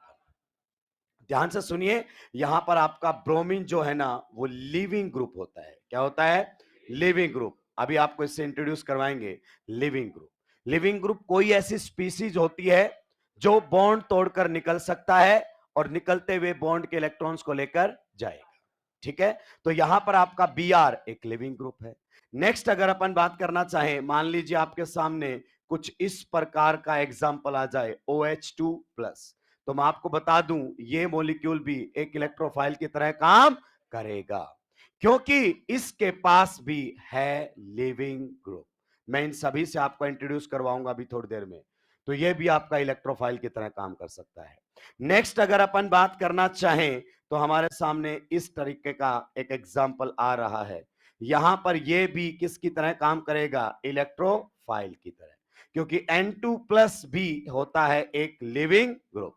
इनफैक्ट ये तो one of the best leaving group की कैटेगरी में आता है। तो जिन भी मॉलिक्यूल्स के पास लिविंग ग्रुप होते हैं वो इलेक्ट्रोफाइल की तरह काम करते हैं।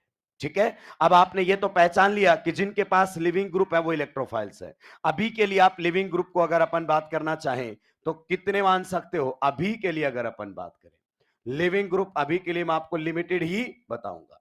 एक तो आपके एक्स मतलब हेलोजेंस, एक्स किसी का भी एक्स बन सकता है, इवन एक्स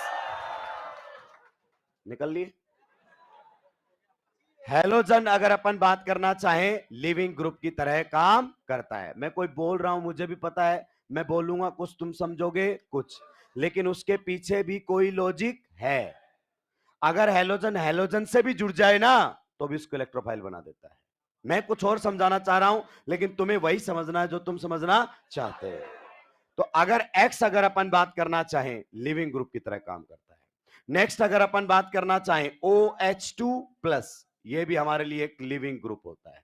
तो लिविंग ग्रुप न्यूट्रल भी हो सकता है, लिविंग ग्रुप आपका चार्ज्ड भी हो सकता है। इसी प्रकार से N2+, ये हमारे सामने किसका काम करता है, लिविंग ग्रुप का। तो ये मेनली आप एनकाउंटर करोगे लिविंग ग्रुप। जैसे आपका पूरा chapter alkyl halide, aryl halide, ये कंट्रोल करेगा। आपका पूरा चैप्टर अल्कोहल ये कंट्रोल करेगा, पूरा चैप्टर अमीन ये कंट्रोल करने वाला है। ठीक है, तो X लिविंग ग्रुप होता है, OH2+ भी लिविंग ग्रुप होता है, N2+ भी लिविंग ग्रुप होता है, और जिनके पास लिविंग ग्रुप्स होते हैं वो इलेक्ट्रोफाइल का काम करते हैं। Electrophile means that compound which is going to accept the electrons. अब आप सोचो क्या इसके पास हैलोजन है? यस, तो ये इलेक्ट्रोफाइल है। क्या इसके पास OH2+ है? जी हां, ये भी इलेक्ट्रोफाइल है। क्या इसके पास N2+ है? जी हां, ये भी इलेक्ट्रोफाइल है। लेकिन इलेक्ट्रोफाइल तो है, लेकिन इलेक्ट्रोफाइल इलेक्ट्रॉन एक्सेप्ट करेगा, इलेक्ट्रॉन तो कोई ना कोई एटम ही तो एक्सेप्ट करेगा। इस पूरे मॉलिक्यूल में sir which atom is going to accept the electrons, मुझे कैसे पता चलेगा? तो ध्यान से सुनिए, जिस एटम पर लिविंग ग्रुप जुड़ा होता है ना वो एटम आपका इलेक्ट्रॉन एक्सेप्ट करेगा रिएक्शन के अंदर। आप अगर इसको इलेक्ट्रोफाइल इसलिए कह रहे हो कि ब्रोमीन के पास वैकेंट ऑर्बिटल है तो गलत है। ब्रोमीन लिविंग ग्रुप और किस पर जुड़ा हुआ है? कार्बन के ऊपर जुड़ा हुआ है दोस्त। तो ये यहां पर आपके सामने रहेगा क्या? Electrophilic centre. क्या रहेगा? Electrophilic centre. मेरी बात को ध्यान से सुनिए, इलेक्ट्रोफिलिक सेंटर का मतलब वो atom which is going to accept the electrons in the chemical reaction. Carbon electron लेगा ना कि ब्रोमीन। इधर अगर अपन बात करना चाहें तो आपका किससे जुड़ा हुआ है ये लिविंग ग्रुप? कार्बन से। So this is going to be the electrophilic centre. Electrophilic centre का मतलब समझे? That atom which is going to accept the electrons. तो ये इलेक्ट्रोफिलिक सेंटर रहेंगे। मैं आपके सामने कुछ केमिकल रिएक्शन लेकर आने वाला हूं और आप वो सारी केमिकल रिएक्शन पढ़ चुके हैं जाने अनजाने। जैसे आपके सामने ये है, अगर मैंने इसकी रिएक्शन करवा दी है OH- के साथ, तो भाई लोग हम ध्यान देते नहीं हवा में ऐसे, ये करेगा अटैक, बॉन्ड टूटेगा खटैक। क्यों अटैक करेगा इसके ऊपर? कौन इलेक्ट्रॉन एक्सेप्ट कर रहा? हम ध्यान देते ही। इस पूरे मॉलिक्यूल में इलेक्ट्रॉन्स किसने एक्सेप्ट किए हैं? कार्बन ने, बिकॉज इसके पास कौन है? Leaving group. लेकिन दोस्त कार्बन का तो ऑक्टेट इनकंप्लीट, कार्बन का तो octet incomplete, but still it is accepting electrons from hydroxide ion. और आप सभी जानते हैं this reaction is SN2।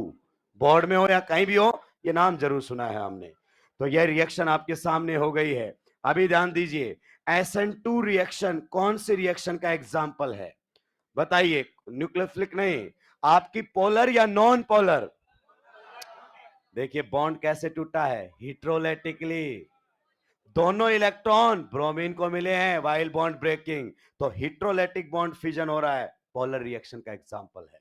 Clear? NCERT ने बहुत पहले क्लियर कर दिया है। नेक्स्ट अगर अपन बात करना चाहें, मेरी बात को ध्यान से सुन लीजिए। अगर आपके सामने यह आ जाता है OH2 प्लस और आप इसकी रिएक्शन करवाते हैं किसी भी न्यूक्लियोफाइल के साथ, मान लो I माइनस के साथ, ये रिएक्शन आपने पढ़ी हुई है, reaction of primary alcohols with HI। तो पहले स्टेप में OH पर प्रोटोनेशन, दूसरा स्टेप अब रिएक्शन होगा। तो यहां पर यह करता है इस कार्बन के ऊपर अटैक और यह बॉन्ड टूटता है खटैक, और रिएक्शन आपकी फिर से प्रोसीड करती है वाया SN2। अब आप ये मत बोलना कि सर ये बिल्कुल नहीं पढ़ा देंगे कि ये SN2 कैसे है, अभी आपको SN2 पर ध्यान देना ही नहीं है, मैं कुछ और यहां पर आपको समझाने की कोशिश कर रहा हूं। मैं ये कह रहा हूं दोस्त, this carbon is electro deficient, this carbon is electro deficient because it is accepting electrons during the chemical reaction। तो जैसे ही मैं इलेक्ट्रो डेफिशिएंट बोलता हूं ना, जैसे ही मैं इलेक्ट्रॉन सीकिंग स्पीसीज बोलता हूं, तो बच्चे के दिमाग में जाता है कि इसके पास इलेक्ट्रॉन्स की कमी है, इलेक्ट्रॉन्स की कमी है मतलब इसका ऑक्टेट इनकम्प्लीट है। नहीं, ये गलत बात है। इलेक्ट्रोफाइल के लिए उसका ऑक्टेट इनकम्प्लीट होना कोई कंपलसरी नहीं है। आपने ये कुछ एग्जांपल्स देखे, ये शुरुआत है दोस्तों, क्योंकि हमें स्टेटमेंट में धरेगा और हम साफ हो जाएंगे। आइए मैं आपके सामने और कुछ फेमस रिएक्शन लिखने वाला हूं जो आप लोगों ने जरूर पढ़ी हुई है। NAR आपने पढ़ा है, यहां पर आप रिएक्शन करवाते हैं एल्डिहाइड्स और कीटोन्स का, किसके साथ? CN माइनस के साथ। सभी ने पढ़ा इस रिएक्शन को। हालांकि रिएक्शन क्या होती है? रिवर्सिबल। मैं आपको बताऊं, इस रिएक्शन में ये करता है अटैक और बॉन्ड टूटता है खटैक, और आपके सामने पहले ये कुछ बन जाता है। आगे हमारी कोई दिलचस्पी नहीं है। मैं तो ये कहना चाह रहा हूं दोस्त, शायद आपने ध्यान नहीं दिया किस पर, कि आपके इस कार्बन ने तो इलेक्ट्रॉन एक्सेप्ट कर लिए, पर अगर मैं आपसे पूछूं कार्बन के वैलेंस सेल में कितने इलेक्ट्रॉन्स हैं, तो आप तो बोल दोगे 8 इलेक्ट्रॉन्स हैं। ए भाई, मैं ये अभी बंद कर दूंगा, मैं आपसे पहले भी कह चुका हूं, अभी अपन बंद करेंगे, अपन मार्च तक खींचेंगे अपने को, कोई दिक्कत? बिल्कुल जुमा जुमा के पढ़ाऊंगा भाई साहब।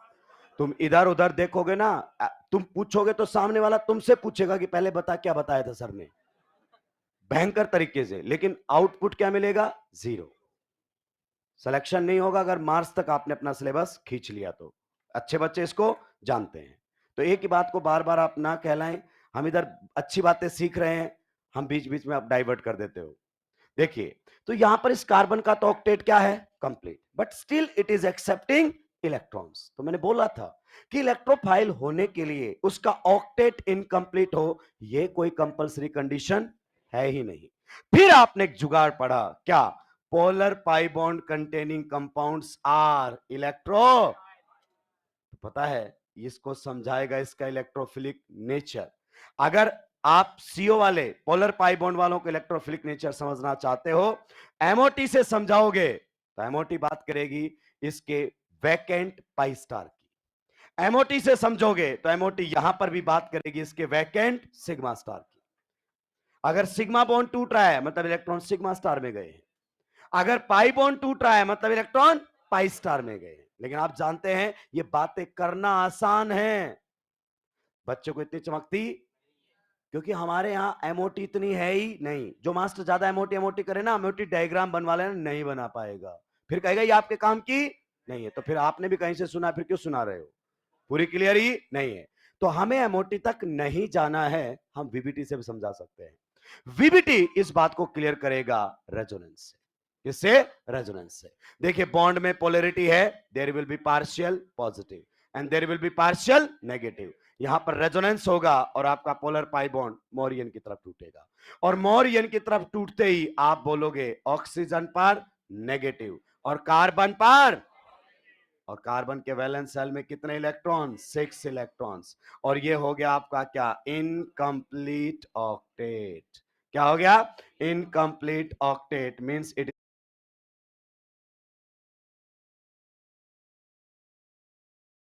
इलेक्ट्रॉन्स, वीबीटी ऐसे समझाता है कि जिनके पास पोलर पाई बॉन्ड होता है वो भी इलेक्ट्रोफाइल हो सकते हैं। और पोलर पाई बॉन्ड वालों में कौन इलेक्ट्रॉन एक्सेप्ट करेगा? जिस पर पार्शियल पॉजिटिव है। आप एनसीईआरटी पढ़ेंगे ना, लिखता है NCERT, atom bearing partial positive charge is the electrophilic centre. मतलब ये आपके सामने कौन रहने वाला है? Electrophilic centre. कौन रहने वाला है? Electrophilic centre. तो क्या पोलर पाई बॉन्ड वालों में हम इलेक्ट्रोफिलिक सेंटर पहचान लेंगे? यस। अगर मैं आपसे पूछना चाहूं, बताइए SO3 इलेक्ट्रोफाइल है या नहीं है? है पक्का? बिकॉज सल्फर में और ऑक्सीजन में कैसा बॉन्ड है आपका? Polar pi bond. अब इसमें इलेक्ट्रॉन कौन एक्सेप्ट करेगा? सल्फर, क्योंकि ऑक्सीजन पर है पार्शियल नेगेटिव और सल्फर पर है पार्शियल पॉजिटिव। क्या ये पॉइंट आपको क्लियर हुआ? मैं अगर आपसे पूछना चाहूं, बताइए आपका जो कीटोन होता है क्या वो एक इलेक्ट्रोफाइल होता है या नहीं होता है? तो हम पहचान गए हैं पोलर पाई बॉन्ड वाले इलेक्ट्रोफाइल्स होते हैं। देन कौन होगा इसमें इलेक्ट्रोफिलिक सेंटर? यहां पार्शियल नेगेटिव और यहां पार्शियल। पूरे एनएआर में आपके एल्डिहाइड कीटोन में कार्बन इलेक्ट्रॉन एक्सेप्ट करता है। तो पोलर पाई बॉन्ड वाले क्या निकले? इलेक्ट्रोफाइल्स। लिविंग ग्रुप वाले क्या निकले? इलेक्ट्रोफाइल्स। और जिनका ऑक्टेट इनकम्प्लीट है वो तो साफ साफ इलेक्ट्रोफाइल दिखाई दे ही जाते हैं। पर ये कोई प्राइमरी कंडीशन नहीं है। इनकम्प्लीट ऑक्टेट हो कोई कंपलसरी नहीं है। दोस्त अब आता हूं एक बहुत ही बड़ी कंट्रोवर्शियल पॉइंट के ऊपर। अगर अपन बात करें H3O प्लस की, किसकी बात करें? H3O प्लस की, तो देखिए AIPMT ने एक बार क्वेश्चन में इसको इलेक्ट्रोफाइल एक्सेप्ट नहीं किया था। बहुत सारे कोचिंग स्टडी मटेरियल में इसको इलेक्ट्रोफाइल एक्सेप्ट नहीं किया गया है क्योंकि AIPMT ने वो आंसर दिया था। लेकिन मैं आपको बता दूं बहुत ही अच्छे एग्जाम्स में ये क्वेश्चन आ चुका है और इसको इलेक्ट्रोफाइल एक्सेप्ट किया गया है। किया गया है इलेक्ट्रोफाइल एक्सेप्ट। जो भी आपको इसको इलेक्ट्रोफाइल नहीं बता रहे, मैं उनकी सारी दलीलें ऑलरेडी कैंसिल कर चुका हूं। बहुत सारे बताते हैं कि इलेक्ट्रोफाइल नहीं है बिकॉज ऑक्सीजन का ऑक्टेट क्या है? कंप्लीट। और आप जानते हैं ये तो कोई दलील, यहां कार्बन का ऑक्टेट क्या है? But still it is electrophilic centre. बताइए यहां पर कार्बन का ऑक्टेट क्या है? But still it is electrophilic centre. दोस्त जो कह रहे हैं ना कि ऑक्सीजन का ऑक्टेट कंप्लीट है इसलिए ये इलेक्ट्रोफाइल नहीं है, उन्होंने कभी इसको जाना ही नहीं। ये इलेक्ट्रोफाइल है but oxygen is not going to accept the electrons. Hydrogen accept करेगा दोस्त इसके अंदर। अगर मैं H3O प्लस को ऐसे लिख दूं, H इधर और OH2 plus, so this is the living group and this hydrogen is going to accept the electrons। आई बात समझ में? और मैं टाइम आने पर एनसीईआरटी में दिखाऊंगा कि आपके एनसीईआरटी खुद कहेगी H3O plus is an electrophile. तो आप AIPMT पर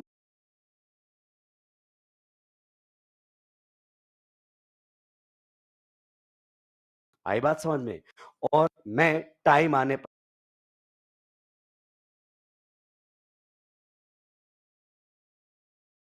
so this is the living group and this hydrogen is going to accept the electrons। आई बात समझ में? और मैं टाइम आने पर एनसीईआरटी में दिखाऊंगा कि आपके एनसीईआरटी खुद कहेगी H3O plus is an electrophile. तो आप AIPMT पर मत जाइए। नीट ने भी एक बार -I के 2 ऑर्डर सही थे, एक कोई सही दिया था। कई बार ऐसा होता है, AIPMT पहले भी SN1 का एक गलत आंसर दे चुका है, तो उससे कोई बड़ी बात नहीं है। इस बार आपका नीट खुद दे चुका था मॉडर्न फिजिक्स के 2 स्टेटमेंट्स को सही।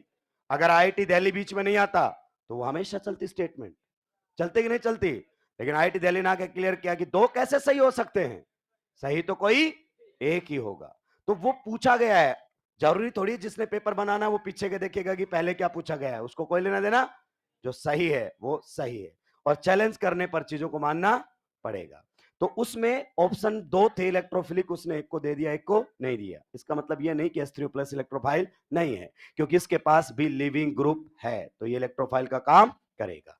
आप लिखना शुरू करेंगे, पहले आप यहां तक लिखेंगे और रुक जाएंगे, केवल यहां तक ये एग्जांपल्स लिखेंगे और रुकेंगे। उसके बाद मैं आपको लिविंग ग्रुप की डेफिनेशन बताऊंगा, फिर हम आगे बढ़ेंगे। अरे भाई ये वाले लिख लो जितना लिखा हुआ।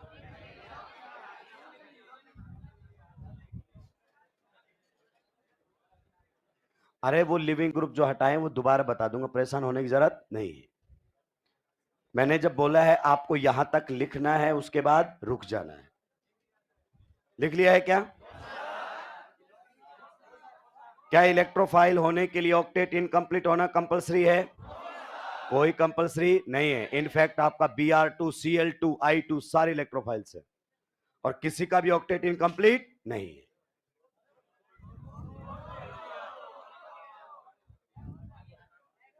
ए भाई,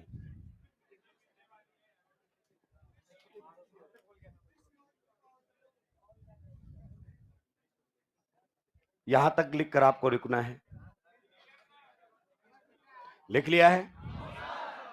फिर हम डेफिनेशन लिखेंगे लिविंग ग्रुप की।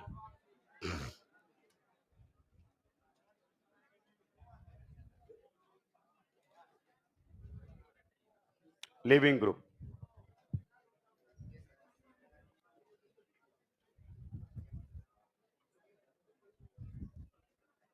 लिविंग ग्रुप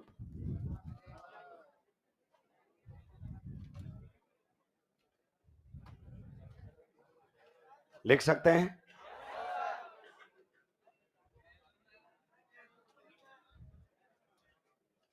इस टॉपिक को मुझे खत्म करने दीजिए ना, उसके बाद अपन एंड कर देंगे। नेक्स्ट टाइम अलग अलग ही बात करेंगे। भाई इसको जल्दी से जल्दी मुझे बताने दीजिए। लिखिए लिविंग ग्रुप के सामने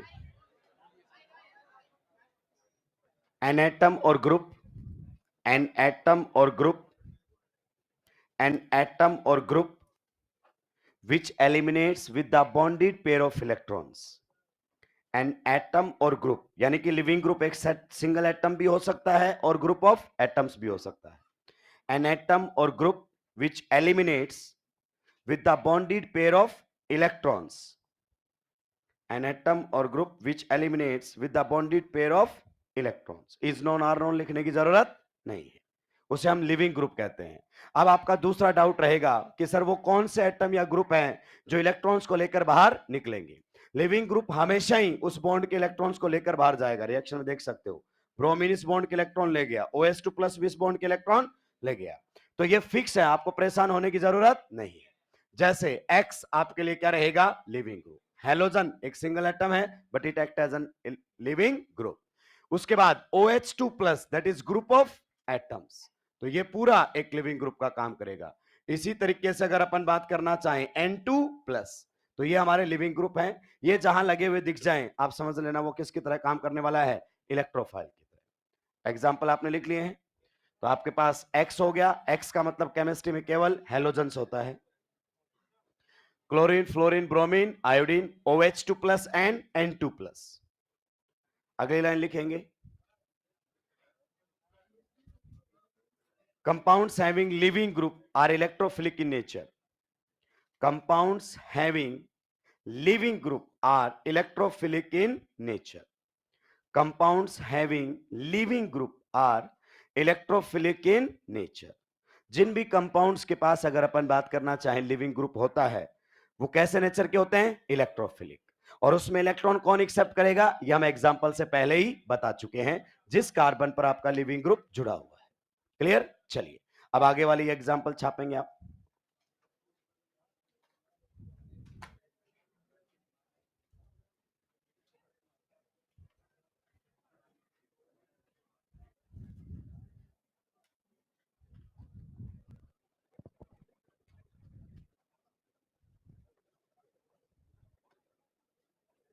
आपको केमिकल रिएक्शन पर ध्यान नहीं देना है। बहुत सारे बच्चे सोचेंगे मुझे नहीं पता चला ये रिएक्शन कैसे हुई।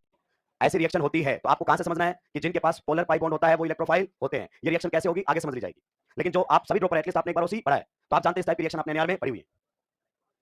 कोई बात नहीं है, हम पढ़ लेंगे बेटा। नोट कर लिया है? ये वाला और ये वाला आपको नोट डाउन करना है, ठीक है? चलिए लिखिए, आप लिख सकते हैं।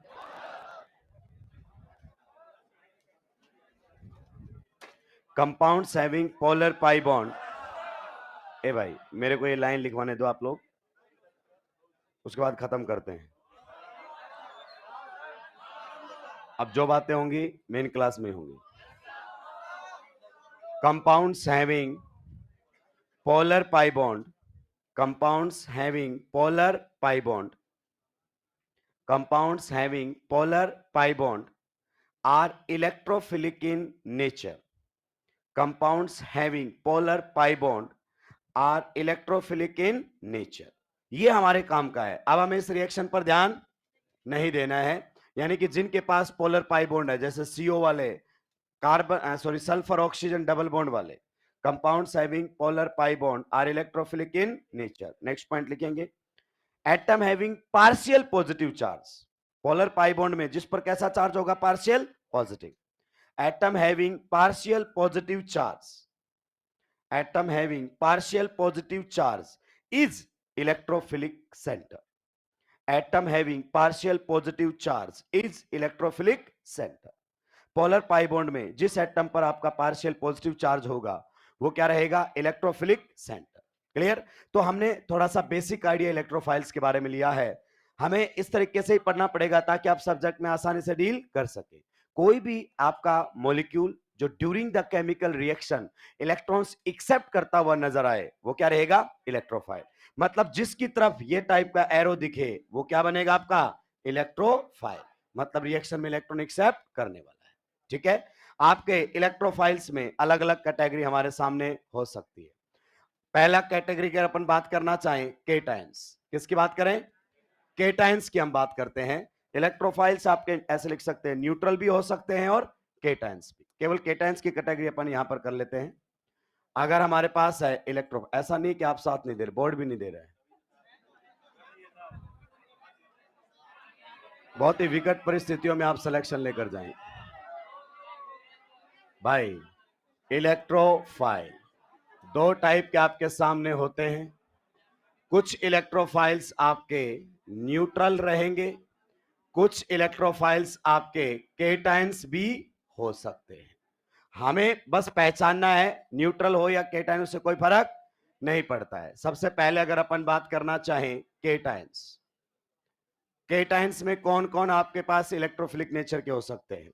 जैसे H प्लस आपका इलेक्ट्रोफिलिक नेचर का होता है, it will accept electrons in vacant s orbital, इसका इनकम्प्लीट डुप्लेट है। उसके बाद अगर अपन बात करें H3O प्लस, मैं आपको क्लियर कर चुका हूं, हाइड्रोनियम आयन इलेक्ट्रोफिलिक नेचर का होता है। नेक्स्ट अगर अपन बात करना चाहें, हमारे पास कौन आ सकता है? X प्लस, हैलोजन पर कैसा चार्ज आ जाए? पॉजिटिव। तो बताइए हैलोजन के वैलेंस शेल में कितने इलेक्ट्रॉन होंगे? 6। So it is going to accept the electrons. Next अगर अपन बात करें NO2 प्लस, क्लियर? तो आप NO2 प्लस को दो तरीके से देख सकते हो। एक तो इसमें क्या है? Polar pi bond. एक नाइट्रोजन पर कैसा चार्ज है? पॉजिटिव। तो ये भी आपका इलेक्ट्रोफाइल का काम करेगा। उसके अलावा NO प्लस, यहां पर आपके पास NO प्लस रहेगा। नाइट्रोजन के वैलेंस सेल में आप जरूर देखेंगे लोन पेयर भी है, बट स्टिल इसका ऑक्टेट क्या है? इनकम्प्लीट। कितने इलेक्ट्रॉन है इसके वैलेंस सेल में? 6 इलेक्ट्रॉन्स। कैसे? 2 बॉन्ड और एक लोन पेयर। तो ये भी आपका एक इलेक्ट्रोफाइल की तरह काम करेगा। आर प्लस, आर प्लस का मतलब कार्बोकेटाइंस। आपके सारे कार्बोकेटाइंस इलेक्ट्रोफिलिक नेचर के होते हैं। हमने कार्बोकेटाइन को पढ़ा तब भी बात की थी। जैसे अगर टर्सरी ब्यूटाइल है तो टर्सरी ब्यूटाइल में कार्बन का ऑक्टेट क्या है? Incomplete, it is an electrophile. जैसे अगर अपन बात करना चाहें CH3CO प्लस आ जाए तो यहां पर भी आप देखो कार्बन के वैलेंस सेल में कितने इलेक्ट्रॉन्स है? 6। कार्बन पर पॉजिटिव मतलब ऑक्टेट इनकम्प्लीट।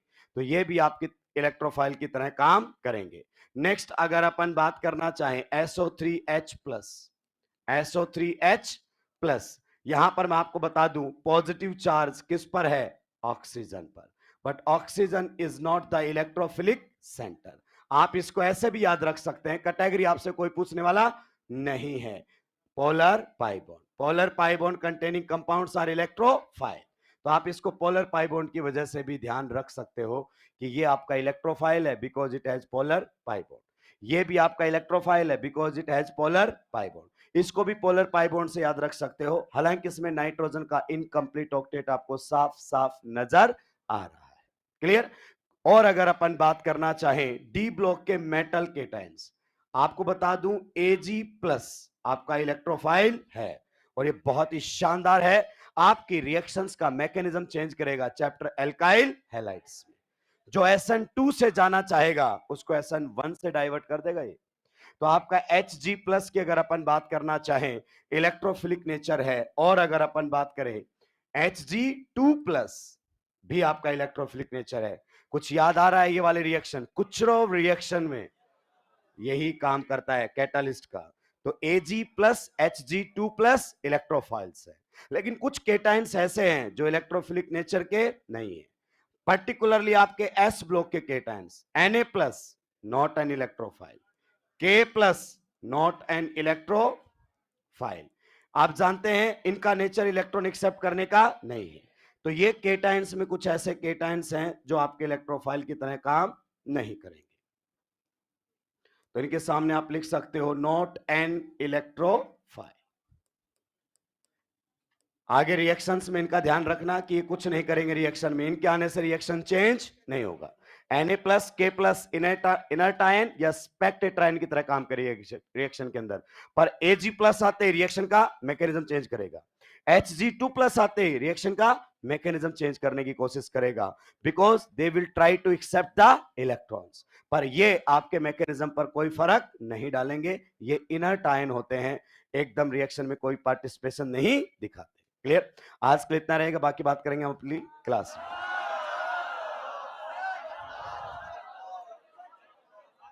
एक एक करके निकलेंगे, पहले गर्ल्स निकलेंगी सारी की सारी।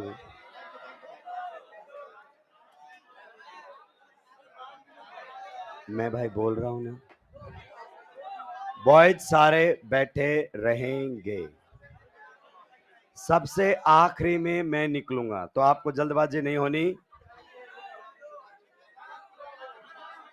अभी क्लास के बाद पर्सनली बोल देना, मैं सुन लूंगा।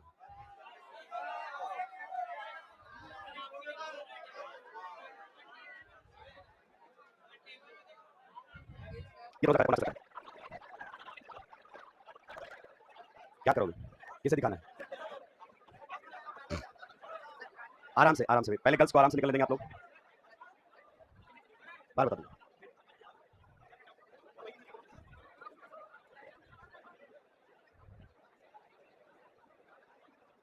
बार बता दूंगा। बॉयज इस वाले डोर से जा सकते हैं, ठीक है? बॉयज उधर वाले डोर से जा सकते हैं, इधर वाले से पहले गर्ल्स को निकलने देंगे।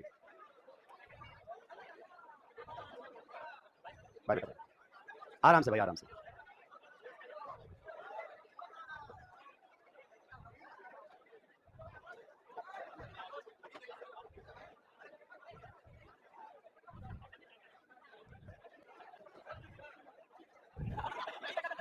चलिए अभी सभी सारे लोग निकल सकते हैं वन बाय वन।